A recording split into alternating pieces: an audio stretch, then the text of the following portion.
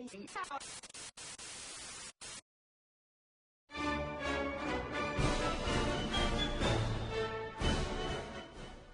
an organizer with the Answer Coalition and the Party for Socialism and Liberation. Do you think Obama's a socialist? No, that's one of the interesting things. We actually have an article in this newspaper called 8 Myths about socialism that talks about why we struggle for socialism, and Obama, like many presidents before him, is the servant of capitalism. Obama's not a socialist, but we know because we are. So do you think that what do you think about Glenn Beck calling Obama a socialist all the time? Glenn Beck is what we would consider a very right-wing and reactionary person. He has a lot of racist tendencies. He's very anti-immigrant, very anti-equality, and serves to perpetuate the capitalist establishment.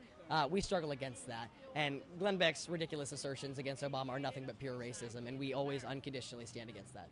So I see capitalist elections are a deadly trap. So would you categorize yourself as a socialist?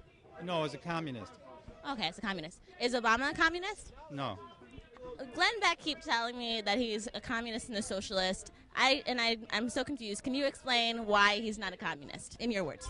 Well, Glenn Beck kind of speaks at the behest of Murdoch, who owns Fox News. And I guess they have the opinion that if they label Obama as a socialist, it may move some people away from supporting him. Is Glenn Beck a leader of capitalism, or do you think he's a secret communist, like he's in the closet for communism? No, Glenn Beck is definitely for capitalism. I think he's racist. And that's an aspect of capitalism. It's one of the inequalities that this society has. But how can Glenn Beck be a racist if he reclaimed the civil rights movement? Well, he says he reclaimed it. I mean, the Tea Party rally here was about 99.9% white. Well, first of all, Glenn Beck will never hold he'll never be the heir. He said that he did, though.